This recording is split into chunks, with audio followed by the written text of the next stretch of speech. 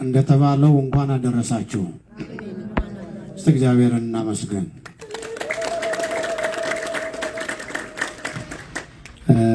እናመስግነው በደንብ እስቲ 3 ጊዜ።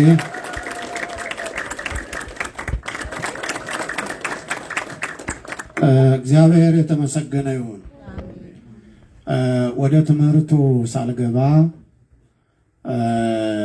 አንድ እንደው ያው ሁልጊዜ የምናገረው ሆኖ ደግሜ ዛሬ በአጽንኦት ብናገረው ስለ ዘማሪያኑ ስለ ዝማሬው አገልግሎት በተለያየ መደብ ሆነን እግዚአብሔርን በዝማሬ እያገለገልን ነው። በዋናነት የሰንበት ትምህርት ቤት ዘማሪያኑ፣ ቀጥሎ ደግሞ ታዳጊዎቹ እንዲሁም ሕፃናቱ፣ በሌላ መልኩ ግን እናቶቻችን ዘማሪያኑ እንዲሁም ደግሞ አባቶቻችን ዘማሪያኑ ጸጋችንም ልዩ ልዩ ስለሆነ በየመደባችን ሆነን ማንን እያመሰገንን ነው? እግዚአብሔርን እያመሰገንን ነው።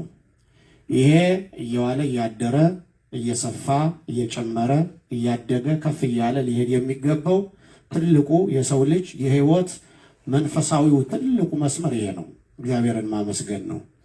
እና ቅድም አባቶቻችን ሲዘምሩ አበረታይ ፍቅር ጌታዬ እያሉ ደካማ ነበርኩ፣ እዚች ቀን ላይ የሚያደርስ አቅም ጉልበት አልነበረኝም፣ ግን አንተ ጉልበት የሆነህ እያበረታህ እያጠነከርህ አይዞህ ልጄ አይዞህ ወዳጄ እያልክ እየደገፍከኝ እዚህ ቀን ላይ ያደረስከኝ የድክመቴን ቀን የብርታት ቀን አድርገህ አሳለፍክልኝ።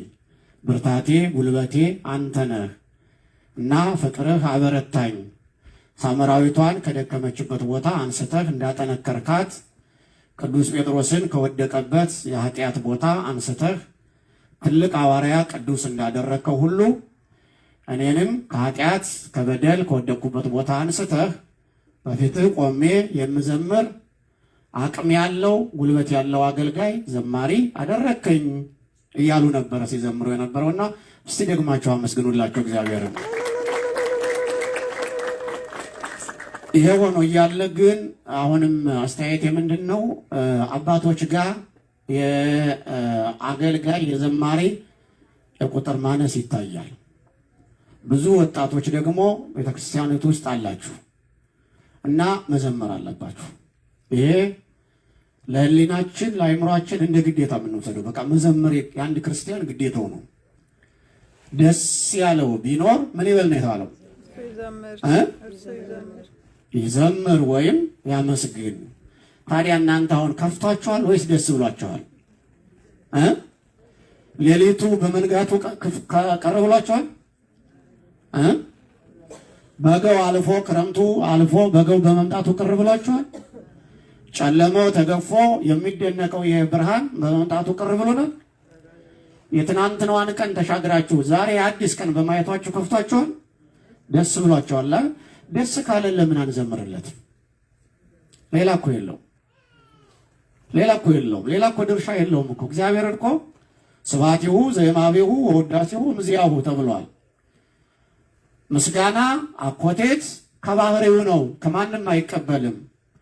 እኛም ሳንፈጠር መላእክትም ሳይፈጠሩ እምቀድመ ይፍጠር መላእክት ለቅዳሴ የተጸራ ስብሐተ ወወልድ ወመንፈስ ቅዱስ ውስተ ገጸ ኩሉ ምድር። እንኳን እኛ ደካሞችን የሰው ልጆችን እልፍ አእላፋት የሰማይ መላእክትን ሳይፈጠር እንኳን የአብ የወልድ የመንፈስ ቅዱስ ምስጋናቸው በሰማይም በምድርም አልተቋረጠም ነበር ይላል። ስለዚህ እግዚአብሔር እኛ ብናመሰግነውም ባናመሰግነውም በባህሪው ምስጉን ነው፣ የሚጎድልበት ነገር የለም። ነገር ግን እኛ ካላመሰግን እንጎድላለን። እየዋልን እያደር ላናውቀው እንችላለን እንጂ ከክብር እንጎድላለን፣ ከበረከት እንርቃለን። የነበረን ነገር ቀስ በቀስ እየተንሸራተተ እየወደቀ ራቆታችንን እንቀራለን። ከዚያ በኋላ የሰው መልክና ቅርጽ ያለው ዝም ብሎ ሰው ብቻ ነው። ዝም ብሎ ሰው ከመሆን ደግሞ እግዚአብሔር ይሰውረን። ጸጋ ያለው በረከት ያለው ቢናገር አንደበቱ የሚጣፍጥ ቢራመድ የተራመደበት ቦታ የሚባረክ ልጅ ቢወልድ የወለደው ልጅ የሚባረክለት የልጅ ልጅ ቢወልድ የልጅ ልጆቹ ምድሪቱን ዘሩ የሚሞላ ትዳር ቢይዝ ትዳሩ የፍቅር የጣዕም የበረከት የሚሆንለት ከሰው ጋራ ቢኖር ከሰው ጋራ ያለው ሰላሙ ፍቅሩ ሁሉ የተባረከለት ይሆናል። ስለዚህ ምስጋና እኛን ከእግዚአብሔር ጋር ብቻ ሳይሆን ራሳችንን ከራሳችን ጋር አስታርቆ አስማምቶ የሚያኖረን ምስጋና ነው። ተመስገን ሲባል ነው እንጂማ እኛ ወደ ሰማይ ተመስገን ላመስግነን ምን ሰማዩን ቀጥ አድርገን አናቆምለት፣ ወይ ደግሞ ምድሩ ይዞን እንዳይሰጥ ምድሩን ደግፈን አናቆምለት። ምንም እኮ የምናደርግለት ነገር የለም። ግን ካላመሰገን እየተንሸራተትን እየወደቅን መጨረሻ ላይ ተፈልገን የማንገኝበት እንጦርጦስ ላይ እንወድቃለን። እንደዚያ ከመሆኑ እግዚአብሔር ይሰውረን እና እኔን የምትመስሉ ወጣቶች ረጅም ኪሎ ሜትር ገና ስለሚጠብቃችሁ ብዙ ረጅም መንገድ ስለምንሄድ እያመሰገን ነው እንጂ አይገፋም። ታለዚያ ዳገቱ ረጅም አቀበት አለ። እየመጣ ያለው ደግሞ ክፉ ዘመን ነው እና በዚህ ዘመን ውስጥ ደግሞ እግዚአብሔርን ሙጥኝ ብሎ ልክ እንደ ያዕቆብ ካልባረከኝ አልለቅህም ብሎ እያመሰገኑ እየዘመሩ ይህንን ክፉ ዘመን ልክ በጨለማ ውስጥ እንደሚያበሩት መብራት እሱን ይዘን እያበራን ነው ይህንን ዘመን እንጂ አለበዚያም አለብቻማ የሚገፋ እኮ ዘመን አይደለም። ድቅድቅ ጨለማ ነው። ከባድ ዘመን ነው። ስለዚህ ይህንን ክፉ ዓለም ይህንን ዳገት የምንወጣው እየዘመርን ነው አይደል እንዴ? እየዘመርን ነው። የትናንትናውን ብንረሳው እንኳን ዛሬ የሆነልንን ብንረሳው እንኳን ነገ ለምንኖረው ሕይወት ስንል ካልዘመር ካላመሰገን ይከብደናል መንገዱ። እንዲህ ከመሆን እግዚአብሔር ይሰውረን እና ወጣቶች እባካችሁ ዘምሩ፣ አባቶችን ተቀላቀሉ፣ ለእግዚአብሔር አንደበታችሁን ክፈቱ። አንድ ቀን ዘምርበት እየተባልን የተመሰገንበት አንደበት አንድ ቀን ይዘጋል። እንኳን የኛ አንደበት የካህኑ የዘካርያስ አንደበት ተዘግቶ አይደል እንዴ? ይዘጋል። እና ያ የሚዘጋው አንደበት ከመዘጋቱ በፊት እግዚአብሔር ይመስገንበት። ደግሞ ከቤት እኮ ወደ ሰፈር ስንወጣ እኮ አቤት ይች ምላስ እኮ ስትንጣጣ እኮ በቃ 24 ሰዓት ሙሉ ስናወራል ምን ነው እና 3 ደቂቃ 4 ደቂቃ ለእግዚአብሔር ውድ አናድርገው እና ይህንን እንደው አጽንኦት ለመስጠት ነው። በጣም አባቶቻችን ግን በጣም በሚገርም ሁኔታ መንፈሳቸው እየበረታ እየጠነከሩ ነው የመጡና በእውነት ለአባቶቻችን ድጋሜ ምስጋና እስቲ እግዚአብሔርን አመስግኑላቸው። እናቶቻችንም በዚያው ልክ በርቱ። በጣም ጥሩ ነው እናቶች ጋር ያለው ግን የበለጠ እየበረታችሁ እንድትሄዱ እንፈልጋለን። ደግሞ ወጣቶች ደግሞ በተለይ አቅሙ ያላችሁ ጊዜ ያላችሁ ደግሞ ሰንበት ትምህርት ቤታችን ደግሞ ብትቀላቀሉ በጣም ትልቁ ነገር ደግሞ እሱ ነው። የሰንበት ትምህርት ቤቱ አባላትን መቀላቀል፣ አብራችሁ መዘመር፣ አብራችሁ የሰንበት ትምህርት ቤት አባል መሆን የበለጠ እሱ ደግሞ ልዩ ጸጋ ነው። ከዚያ በታች ደግሞ አቅማችሁ ካልቻለ ግን እንደተባለው ከእናቶች ጋር ተቀላቅሎ መዘመር ነው እንጂ እንደዚህ እንደ ፓርላማ ላይ ድምፅ ታቅቦ የለም። መዘመር ነው። አባቶች ጋር መዘመር፣ ሕፃናቱ ጋር መዘመር፣ መካከለኞች ጋር መዘመር፣ እናቶች ጋር መዘመር፣ ወይ ደግሞ ልጆች ዳሉ ደግሞ ዲያቆናት ጋር መዘመር፣ ወይ ካህናት ጋር መዘመር ነው። እንዲሁ ዝም ብሎ ግን ለብቻ መንገድ ግን ክርስትና ሃይማኖት ውስጥ የለም እና ይህንን እንድናደርግ እግዚአብሔር ይርዳ። አንዲት መልእክት እንደው ማስተላለፊያ እንድትሆነን አንድ ኃይለ ቃል ልምዘዝ። የተነበበው ወንጌል የሉቃስ ወንጌል ምዕራፍ ስንት ነው? 23 ነው 24 ቁጥር 13 እስከ ቁጥር 33 ድረስ ተነቧል።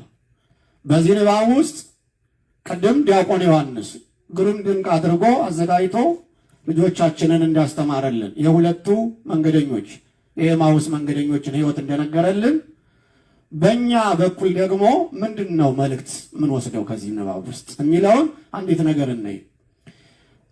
ቁጥር 14 ላይ ስለሆነው ነገር ሁሉ እርስ በርሳቸው ይነጋገሩ ነበር ይላል። ሁላችሁም በሉት ይንጋል። ስለሆነው ነገር ሁሉ እንደገና ስለሆነው ነገር ሁሉ እርስ በርሳቸው ይነጋገሩ ነበር። ምን ስለሆነው ነገር ሁሉ እርስ በርሳቸው ይነጋገሩ ነበር ይላል 14ኛው ቁጥር ላይ።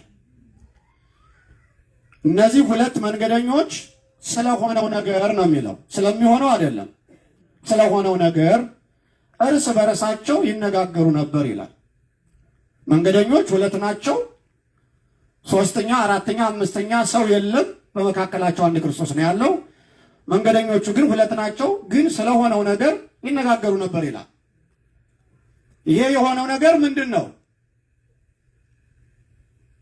ወደፊት ስለሚመጣው አይደለም፣ ከዚያ በፊት ስለሆነው ነገር ይላል። ይሄ የሆነው ነገር ምንድን ነው? ይህ የሆነው ነገር ተብሎ በእነዚህ ሰዎች ታሪክ ውስጥ የተካተተው ጌታችን ኢየሱስ ክርስቶስ በዕለተ ዓርብ በቀራንዮ ላይ ለሰው ልጆች የከፈለው ዋጋ ነው። የሆነው ነገር ይሄ ነው። ዓለም ከተፈጠረ እስከ ዛሬ ድረስ በዚች ምድር ላይ ምን ሆነ ብንባል ብዙ የሆኑ ነገሮችን ልናነሳ እንችላለን። በአምስተኛው መቶ ክፍለ ዘመን፣ በስድስተኛው፣ በስምንተኛው፣ በአስረኛው፣ በአስራ ምናምነኛው እያል ብዙ የታሪክ መዛግብትን እያገላበጥ በዚህ ዘመን በዚህ ዘመን በዚህ ዘመን በዚህ ዘመን እያል በአንደኛው የዓለም ጦርነት፣ ሁለተኛው የዓለም ጦርነት፣ የአውሮፓውያን ጦርነት፣ የምዕራባውያን ጦርነት፣ የነገሌ ጦርነት እያል በዚህ ዓለም ላይ የሆነው ነገር የሆነ ነገር እያል ብዙ የሆነ ነገር ልንጠራ እንችላለን። ክፉም ደግ ነገርም ብዙ ልንጠቅስ እንችላለን።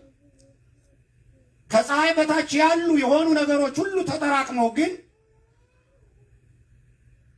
የማይደርሱበት ምሳሌም የማይሆኑት በምድር ላይ ከሆኑት ነገሮች ሁሉ የሆነ ትልቅ የሰው ልጆች ርዕሰ ጉዳይ ወይም አጀንዳ የሆነ የሰው ልጆች ብቻ ሳይሆን በሰማይ ያሉ የቅዱሳንም የመላእክትም አጀንዳ የሆነ በቀራንዮ አደባባይ ጌታችን ኢየሱስ ክርስቶስ ለሰው ልጆች ሲል የከፈለው ዋጋ በምድር ላይ የሆነ ነው። ስጋውን ቆርሶ ደሙን አፍሶ ዓለምን ያዳነበት መንገድ በምድር ላይ የሆነው ነገር ይሄ ነው። ሰይጣን ከ5500 ዘመን ከተሾመበት ዙፋን ላይ የወደቀበት ያ በሲኦል ወድቆ የነበረው የሰው ልጅ ደግሞ ከባርነት ወደ ነፃነት የተመለሰበት የተገፈፈው ነፃነት ተመልሶ የመጣበት የተገኘበት የሞት ፋይሉ ተዘግቶ የመቃብር ድንጋዩ ተንከባሎ የአባቶቻችን የነቢያት የጩኸታቸው የተስፋቸው ዘመን ደርሶ በቀራንዮ ላይ መድኃኒት የሆነው መስቀል ተተክሎ የሰው ልጆች ሁሉ ከሞት ከመቃብር ከሲኦል ከገሃነም ከኩነኔ የወጡበት ከእግር ጽፍሩ እስከ ራስ ፀጉሩ ድረስ መድኃኔ ዓለም ኢየሱስ ክርስቶስ ስለ ሰው ልጆች ሲል የተሰቃየበት መከራ የተቀበለበት በጦር የተወጋበት በችንካር የተቸነከረበት በ6666 ጅራፎች የተገረፈበት ርቃኑን በቀራንዮ አደባባይ የተሰቀለበት ትልቅ ከዋጋ በላይ የሆነ ዋጋ የከፈለበት በምድር ላይ ሆነ የተባለው ይሄ ነው። ወደፊትም የሚሆኑ ነገሮች ቢኖሩ ይህንን ያህል የሚሆን ነገር የለም። ከዚያ በፊትም ከሆኑ ነገሮች ሁሉ ትልቁ በምድር ላይ የሆነው ከባዱ ነገር ይሄ ነው። ክርስቶስ ለሰው ልጆች የከፈለው ዋጋ ነው። ስለሆነው ነገር ስለዚህ ነገር ይነጋገሩ ነበር ነው የተባለው። ስለዚህ ነው፣ ስለ ቀራንዮ ጉዳይ ማለት ነው። ስለ ሰው ልጆች ክርስቶስ ስለሞተው፣ ስለ ቁስሉ፣ ስለ ግርፋቱ፣ ስለ ችንካሩ፣ በጦር ስለመወጋቱ፣ ስለ መራራ ሐሞቱ፣ ምራቅ ስለመተፋቱ፣ ስለ መውደቅ ስለመነሳቱ፣ ስለዚህ ጉዳይ ይነጋገሩ ነበር ይላል። ይነጋገሩ ነበር ይላል። ይህ ከሆነ ስንት ቀን ነው? ሶስተኛ ቀኑ ነው ይላል። ሶስተኛ ቀኑ ነው። እስከ ሶስተኛው ቀን ድረስ አጀንዳ እንዳደረጉት ነው። አልረሱትም። የፈለገው ቢረሳ የክርስቶስ ሞት አይረሳም። ዘመዶች ብዙ ቤተሰቦች ሞተውብን ለጊዜው ብናዝንም ፊታችን ብንነጭም ልባችን ቢደማ እንባችን ቢፈስም ረስተናቸዋል። እናት ሞታብን ረስተናል። አባት ሞቶብን ረስተናል። እህት፣ ወንድም፣ አክስት፣ አጎት ሞተውብን ረስተናል። ከዓይናችን ማጣት የማንፈልጋቸው የልቤ ድጋፍ የምንላቸው ብዙ ባልደረቦች፣ ስራ ባልደረቦች፣ ጓደኞች ሞተውብን ረስተናቸዋል። ብዙ የረሳናቸው ነገሮች አሉ። መቼም ቢሆን የማንረሳው ሞት ቢኖር ግን የማን ሞት ነው? ኢየሱስ ክርስቶስ። የማንረሳው ትልቁ ጉዳይ ቢኖር የማን ሞት ነው? የክርስቶስ ነገር አይረሳም። የክርስቶስን ሞት መርሳት ማለት የራስን ሕይወት እንደ መርሳት ነው። እንዴት ይረሳል? እንዴት የክርስቶስ ነገር ይረሳል? ቢረሳ ቀራንዮ እንዴት ትረሳለች? ስለ ሰው ልጆች ስጋዬን ብሉ ብሎ ስጋው የተበላበት ደሜን ጠጡ ብሎ ደሙ የተጠጣበት ቢረሳ ሌሊቱን ሙሉ ጉልበተኛ ገርፎ ሲደክም አዲስ ጉልበተኛ እየተተካ ስለ መተላለፋችን ቆሰለ፣ ስለ በደላችን ደቀቀ ተብሎ የተጻፈለት እንደ ጥሬ እህል ያህል እስኪ ሰውነቱ እስኪደቅ ድረስ ክርስቶስ የከፈለው ዋጋ ቢረሳ እንዴት ይረሳል? እንዴት ይረሳል?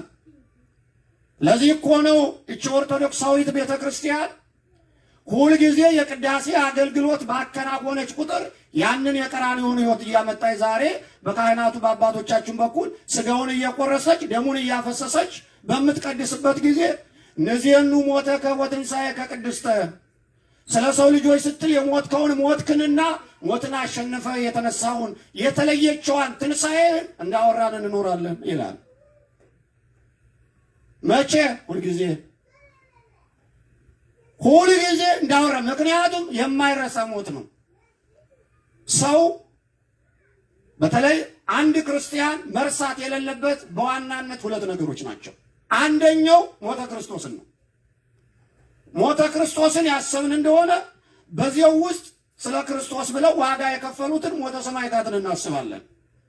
ሞተ ቅዱሳንን እናስባለን። ስለሱ ዋጋ የከፈሉትን ሁሉ እናስባለን። ሁለተኛ የሰው ልጅ መርሳት የሌለበት በእግዚአብሔር ፊት የፈጸመውን ኃጢአቱንና በደሉን ነው መርሳት የሌለበት። ምኑን መርሳት የሌለበትም? ቅዳሴ ላይ ጌታችን ቅዳሴ ላይ ምን ይላል? እመቦ ዘወድቀ በኃጢአት ኢይርሳ። በኃጢአት የወደቀ ሰው ቢኖር ምን አይበላል? አይርሳ። ለምን ሲባል እስመ ዘኢይትረሳ ይላል፣ የማይረሳ ነውና ይላል። ኃጢአት ግን ከሰራው በኋላ ብትረሳውም እንኳን ኃጢአት ግን አንተን አልረሳም። ምናልባት እያደባህ ድምፁን አጥፍቶ አንድ ቀን ሊጥልህ ቀን እያመቻቸል ይሆናል እንጂ ኃጢአትን ከሰራው በኋላ አትርሰው። በትረሳው አንድ ቀን ኃጢአት አረሳስቶ ይጥልሃል። ኃጢአትን መርሳት ያለብን ንስሐ ከገባንበት በኋላ ነው። ካስወገድነው በኋላ ቀኖና ከወሰድንበት በኋላ እግዚአብሔር ይፍታህ ኃጢአትን ያስተስርይልሽ ከተባልን በኋላ አዎ ተወግዷል። ግን ኃጢአትን ሰርተ ነው በላያችን ላይ ተሸክመ ነው ምንም እንደሌለብን ብንረሳው ኃጢአት ግን እንዳለ ነውና አንድ ቀን ይጥለናል። ከመውደቃችን በፊት በኃጢአት የወደቀ ሰው ቢኖራል አይርሳ። ምክንያቱም እስመ ዘኢይትረሳ የማይረሳ ነው። ብዙ ሰው ኃጢአቱን ረስቶ ነው የሚኖረው። ሌላ ነገር ነው የሚያስብ። ስለፈጸመው ኃጢአት ስለፈጸመው በደል ብዙ አያስብም። ግን ሌላ ብዙ ነገር ያስባል። ኃጢአትን መርሳት የለብንም። ማስወገድ ያለብን ንስሐ ከገባን በኋላ መርሳት ያለብን። አንዳንዱ ደግሞ ኃጢአት ሰርቶ በደል ፈጽሞ ንስሐ ገብቶ ስጋ ወደሙን ተቀብሎ ታጥቦልሃል፣ ስርየተ ኃጢአት ሆኖልሃል ብላ ቤተክርስቲያን ካሰናበተችው በኋላ ያንን ኃጢአት ተመልሶ ደግሞ እንዲሁ ኃጢአት ተሰርዮልኝ ይሆን ወይስ እንደው ቀርቶብኝ ይሆን ብሎ ደግሞ እንደዚያ አይገባም፣ ተወግዷል። ነገር ግን በንስሐ በቀኖና እስከምናስወግደው ድረስ አዎ ኃጢአት መርሳት የለብንም። እነዚህ ሁለቱ ነገሮችን ሞተ ክርስቶስን እና ደግሞ የሰራነውን ኃጢአትና በደል መርሳት የለብንም። የማይረሱ ነገሮች ናቸው። ኃጢአታችንን ረስተን በደላችንን ረስተን ከመጎዳት እግዚአብሔር ይሰውረን። ስለኛ የተከፈለውን የክርስቶስን ሞት ነገረ ክርስቶስን ረስተን ከመጎዳት እግዚአብሔር ይሰውረን።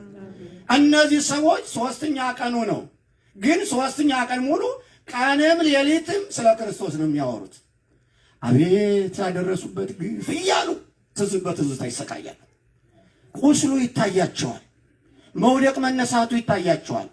የሰውነቱ አልቆ አጥንቱ ብቻ ብልጭ ብሎ እስኪታይ ድረስ የተከፈለው ዋጋ ያ በአይምሯቸው በህሊናቸው ይመላለሳል እና አረሱትም ይላል። ይሄንን ስለዚህ እያወሩ ይሄዱ ነበር ይላል። እነዚህ መንገደኞች ከኢየሩሳሌም ወደ ኤማሁስ ይጓዙ ነበር ይላል። በመካከላቸው ግን አብሯቸው የሚሄድ ነበር። እሱ ማን ነው?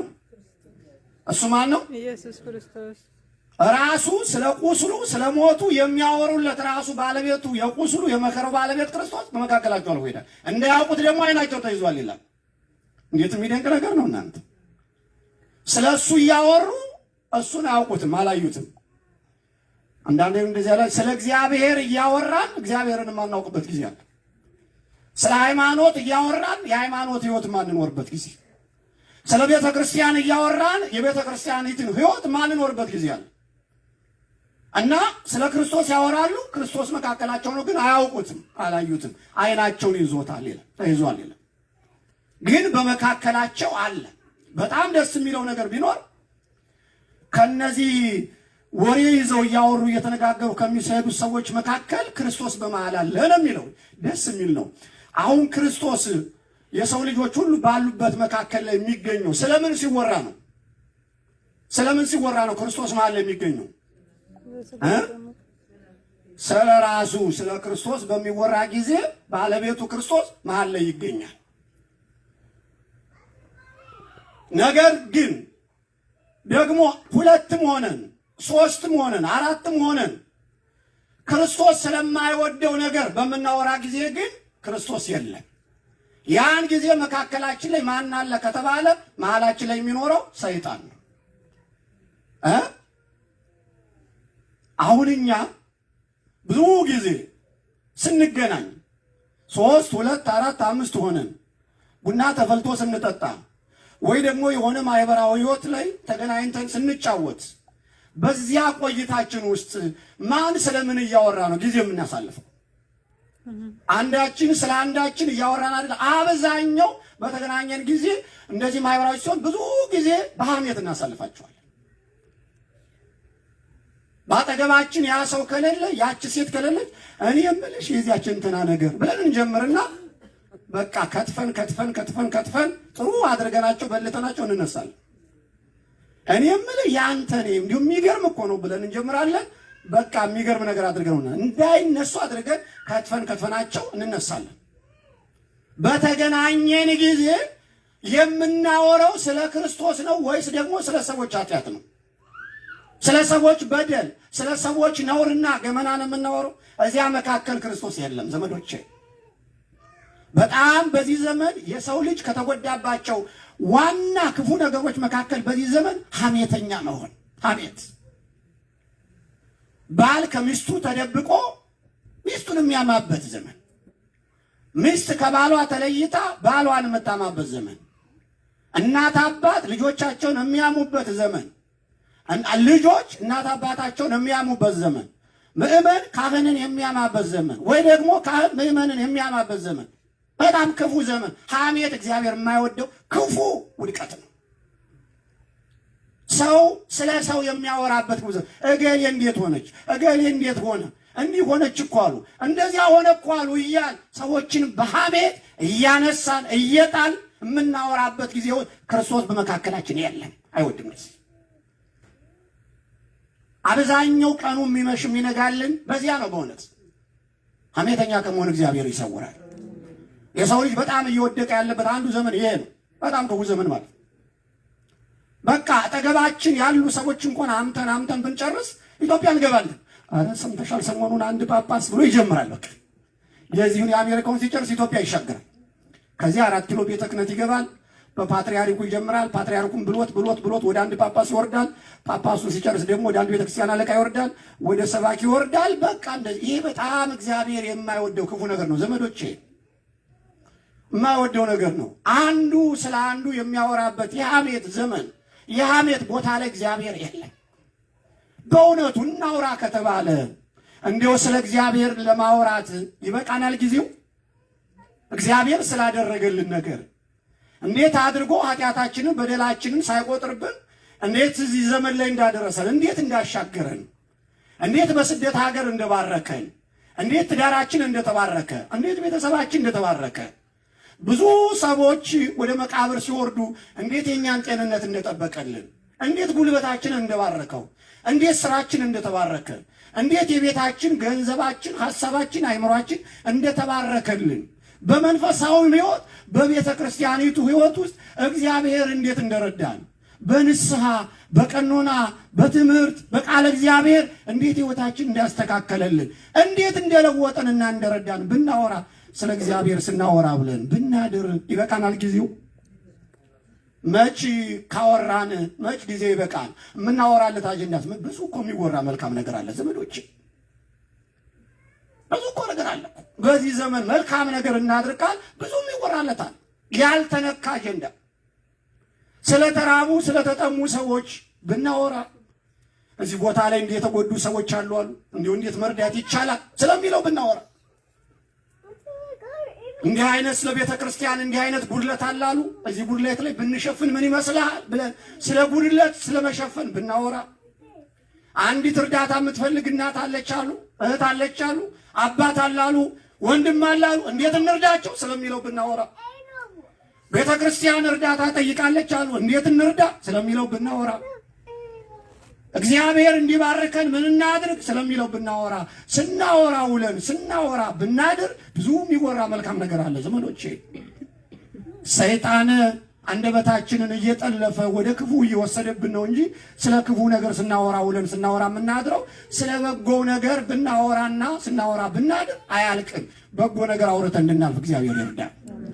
አንደበታችንንም ለመልካም ነገር ካልሆነ በስተቀር ለክፉ ነገር በእውነት አያውልብን ዘመዶቼ። እነዚህ የኤማሁስ መንገደኞች የሚያወሩት እና በመካከላቸው ማን አለ? ክርስቶስ አለ። እንዴት ደስ ይላል! አሁን በእኛ መካከል ክርስቶስ አለ የለም? እስቲ ንገሩ። እርግጠኞች ናችሁ? ለምን የምናወራው ስለማን ነው? ብንቀድስ ቅዳሴው ስለማን ነው?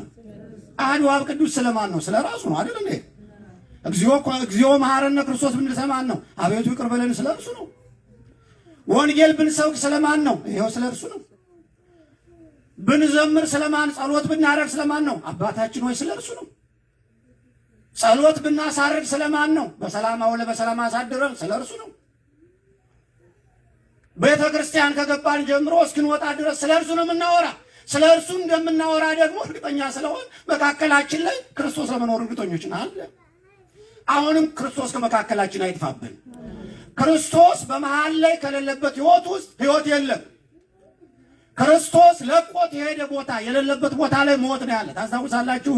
ክርስቶስ በተወለደ በኢየሩሳሌም በቤተልሔም ተወልዶ ሄሮድስ ሰይጣን ቀስቅሶት ሕፃናትን መግደል አለብኝ የተወለደ ንጉሥ አለ ብሎ ያን ንጉሡን መግደል አለብኝ ብሎ ሲነሳ በኢየሩሳሌም በቤተልሔም በተለያዩ ቦታዎች 14,000 ሕፃናት ያህል አሰብስቦ ሲፈጅ ልክ እነዚያ ሕፃናት በሚገደሉበት ሰዓት ኢየሱስ ክርስቶስ ሀገር ለቆ ወደ ግብፅ ተሰዷል አይደል እንዴ? ክፉዎች ባሉበት ቦታ ላይ ነፍሰ ገዳይ ባሉበት ቦታ ላይ ማን የለም? ክርስቶስ የለም። ክርስቶስ ደግሞ ለቆት በሄደ ሀገር ውስጥ ምንድነው ነው? ሞት ነው ያለ። 14,000 ያለ እቅስ። በዚያ ምክንያት ክርስቶስ በሌለበት ቦታ ላይ መከራ ነው ያለ። የፈለገው ገንዘብ ሊኖራችሁ ይችላል፣ እውቀት፣ ስልጣን ወዘተ ሊኖራችሁ ይችላል። እናንተ ያላችሁበት ቦታ ላይ ክርስቶስ ከሌለ ደስታችሁ ላይ ደስታ የለም፣ እውቀታችሁ ላይ እውቀት የለም፣ ገንዘባችሁ ላይ ችሎታችሁ ላይ ችሎታ የለም። በመካከላችን አሁንም እግዚአብሔር ይኑር። በእውነት መሃሉን ይባርከው እግዚአብሔር። እያወሩ እየተነጋገሩ ሲሄዱ ግን ደግሞ ጠውልገዋል። በጣም መንገዱ አድክሟቸዋል። የጠወለጉ ናቸው። የዚያ ከ3 ቀን በፊት ደግሞ የሆነው የክርስቶስ መከራ ልባቸውን አጠውልጎታል። ሐዘን ላይ ናቸው። ግን እነሱ ሞተ እያሉ ስለ ሞቱ የሚያወሩለት ተነስቶ የትንሣኤው ጌታ አብሯቸው ወደ ኤማሁስ እየተጓዘ ነው። እናንተ እየጠወለጋችሁ እርስ በርሳችሁ እየተነጋገራችሁ ትሄዳላችሁ። ምንድነው የምታወሩት አለ። ይህን ያለ ማን ነው? አሁን ምን እያደረጋችሁ ነው ቢለን ክርስቶስ ፊት ለፊት በአደባባይ ተገኝቶ ምንድነው የምታደርጉት ብሎ ቢለን አንተን እየቀደስን ነው ነው የምንለው አይደል እንዴ? ስጋህን እየቆረስን ነው፣ ደምህን እያፈሰስን ነው። አቤቱ ማረን ይቅር በለን እያልን ምሕረትን ይቅርታን ካንተ ላይ እየለመንን ነው። በክርስቶስ ፊት ለመናገር ማናፍርበት መልካም ነገር ምን ስታደርግ ኖርክ፣ ምን ስታደርግ ኖርሽ ብንባል ኋላ በፍርድ አደባባይ ይሄንን እኮ ነው። ስምህን ስቀድስ፣ ስጋህን ስበላ፣ ደምህን ስጠጣ፣ አቤቱ ማረኝ ይቅር በለኝ እያል ምሕረትን ይቅርታን ስለምን ነው እማናፍርበት በእርሱ ፊት ይሄ ነው። ክፉ ነገር ስንሰራ ሰው ስናሳዝን ኖረን ግን ምን ስታደርግ ኖርሽ ብንባል ሰው ሳማ፣ ሰው ሳነሳ ስጥል፣ ሰው ስጸድቅ ስኮንን ሳጸድ ልንል ነው። አንደበት ይዘጋል፣ አቅም የለውም። የኃጢአት አንደበት በዚያ ጊዜ ይዘጋል በእርሱ ፊት። የእውነት የምስጋና አንደበት ብቻ በክርስቶስ ፊት ይከፈታል። ያንን አንደበት እግዚአብሔር ይስጠን። ስለማን ነው የምታወሩት አለ። ከሁለቱ አንዱ ሉቃስ ወይም ቀለዮጳ ይለዋል። ምን አለ? አንተ ለኢየሩሳሌም እንግዳ ነህ እንዴ አለ። በኢየሩሳሌም የሆነውን አላወቅም እንዴ? ታውቋላ። በቃ የክርስቶስ ሞት እንዴት እንደተገደለ እንዴት እንደተሰቀለ በሙሉ ከተማው ህዝቡ አውቋል። አንተ ለኢየሩሳሌም እንግዳ ነህ እንዴ? ምንድነው ሲለው ዛሬ 3 ቀን እኮ በዕለተ ዓርብ በቀራንዮ አደባባይ ያለ ኃጢአቱ ያለ በደሉ ኃጢአት በደል የሌለበትን ጲላጦስ መርምሮ ምንም አላገኘውበት ያለውን የጲላጦስ ሚስት እንኳን በሕልሟ ስትሰቃይ አድራ በሱ ሰው ንጹሕ ሰው እጅ ላይ ደም ላይ እጅህን እንዳትጥል ብላ የጲላጦስ ሚስት የመሰከረችለት፣ ጲላጦስም ከዚህ ሰው ደም እኔ ንጹሕ ነኝ ብሎ እጁን የታጠበለት፣ እነሱም ወጥተው ወርደው ምንም በደል ያላገኙበት ንጹሕ ባሕርይ የሆነ አምላክ ኢየሱስ ክርስቶስ የዛሬ 3 ቀን እኮ በፊት እኮ በቀራንዮ አደባባይ ያለ ኃጢአቱ ተሰቀለ፣ ያለ ኃጢአቱ ሞተ፣ ያለ ኃጢአቱ ሞቶ ወደ መቃብር ወረደ። እንዲህ አይነት ግፍ እኮ በኢየሩሳሌም ተፈጽሟል። ከሰው ልጆች መካከል ይህን ያልሰማ የለም። አንተ ለኢየሩሳሌም እንግዳ ነህ እንዴ እስከ ዛሬ ሳትሰማ አሉት። እሱ ግን ራሱ ማን ነው? የሚወራለት ባለቤቱ ክርስቶስ ነው። እንግዳ ነው ያለው። እንዲሁ በእውነት ደግሞ ሳያውቀውም አንደበቱን ከፍቶ ፊቱን ጸፍቶ አናገረው። አንተ ለኢየሩሳሌም እንግዳ ነህ ያለው። አዎ ክርስቶስ ለኢየሩሳሌም እንግዳዋ ነበር። እንግዳ አድርገው አልተቀበሉትም። ይኸው ኢየሩሳሌም ያልተቀበለችው ጥቁር እንግዳ ያልተቀበለችው ልቧን በሯን የዘጋችበት መጨረሻ ላይ ወንጌል ሰብኮ ሙት አስነስቶ ታምራት አድርጎ አልቀበለው ብትል እንኳን ሰላምሽን ብታውቂው ኖሮ ዛሬ ነበር ሰላምሽ ብሎ እንባ አፍስሶ በእንባ የተሰናበታት የገፋችው ያልተቀበለችው እንግዳ አዎ ኢየሩሳሌም እንግዳዋ ክርስቶስ ነው። ለኛም መጨረሻ ላይ የሚመጣ ለፍርድ የሚመጣው ትልቁ የምንጠብቀው እንግዳችን እሱ ነው። የዘመኑ ትውልድ ደግሞ አቅጣጫውን ስቶ የሚመጣ ቴዎድሮስ አለ እያለ ሌላ እንግዳ ይጠብቃል። አረ እንዲህ ቢባል የለም ዘመዶች። እኛ የምንጠብቀው ትልቁ ጥቁሩ እንግዳችን እሱ ነው። በሕያዋንና በሙታን ላይ ሊፈርድ የሚመጣው ትልቁ እንግዳችን እሱን ለመቀበል ነው ራሳችን የምናዘጋጀው። በጸሎት በጾም በስጋ ወደሙ ታትመን የምንጠብቀው ይህች ዕለተ ሰንበት ክርስቶስ የተነሳባት ናት። ለፍርድ የሚመጣባት የመጨረሻዋ ቀን ይህች ቀን ናት። ዛሬ አሁን እሱን እየጠበቅን ነው። የምንጠብቀው እንግዳችን እሱ ነው። እሱን ለመቀበል እግዚአብሔር ያብቃል። በንጹህ ልብ በንጹህ ሕይወት እሱን ለመቀበል ያብቃል። አንተ ነው አለ። እንዲህ እያሉ እየተነጋገሩ ይጓዙ ነበር። ግን ያ ብርቱ ነቢይ በቃል በትምህርት ብርቱ የነበረ ነቢይ እያሉ ይገልጡታል። ብርቱ የነበረ ነቢይ ይሉታል። ኢየሱስ ክርስቶስ ይህን ሁሉ እየነገሩት እየተጓዘ መንገድ ሲጓዙ ውለው ደክሟቸዋል። ቀኑ መሸ። ቤታቸው ገብተው ማደር ሲፈልጉ አንተ ቀኑ መሽቷል ከኛ ጋር እደር ብለው ቤታቸው አስገብተው አብሯቸው እንዳደረ ገብቶ እንደበላ እንደጠጣ ከተነሳ በኋላ ኢየሱስ ክርስቶስ የለበሰው ሥጋ የምታት እንዳይደለ ለማጠየቅ እንደ ሰው ልጆች በላ ጠጣ ተብሎ ተጽፎለታል። ከኃጢአት በስተቀር እንደኛ ሰው ሆነ ተብሎ ተጽፏል። የኤማሁስ መንገደኞች አብሯቸው ክርስቶስ ሲሄዱ አለ አብሯቸው ክርስቶስ አደረ። አብሮን ክርስቶስ ይዳር። የምንገባበት ቤት ሰላም የሚኖረው ክርስቶስ አብሮን ካደረ። ብቻችንን ብንውል ብናድርበት እሱ ከሌለበት ከንቱ ነው። በቤታችን ውስጥ ክርስቶስ ይግባ። በመንገዳችን ውስጥ ክርስቶስ አብሮን ይጓዝ። ዘመዶቼ ግን ክርስቶስ ደግሞ በመንገዳችን አብሮ የሚኖረው ስለ እርሱ ስንነጋገር ነውና ስለ መልካሙ ነገር እያወራን ስለሚጠቅመን ነገር እየተነጋገርን የወደቀ ካለ የወደቀውን እያነሳን የራቀ ካለ የራቀውን እያቀረብን ያዘነ ካለ ያዘነውን ሰው ሐዘኑን በደስታ እየለወጥ እየተጋገዝ እግዚአብሔር የሚወደውን መልካም ነገር ሁሉ እየተነጋገርን ብቻችንን ሳንሆን ክርስቶስን መሃል ላይ አድርገን እንድንጓዝ እግዚአብሔር ይርዳን። ይህንን ረጅም መንገድ ያለበትን ዓለም ከእርሱ ጋር እንድንሻገረው እርሱ ይፍቀድልን። የመከረን ያስተማረን የአባቶቻችን አምላክ ስሙ ይክበር ይመስገን። እስቲ አመስግኑት እግዚአብሔርን።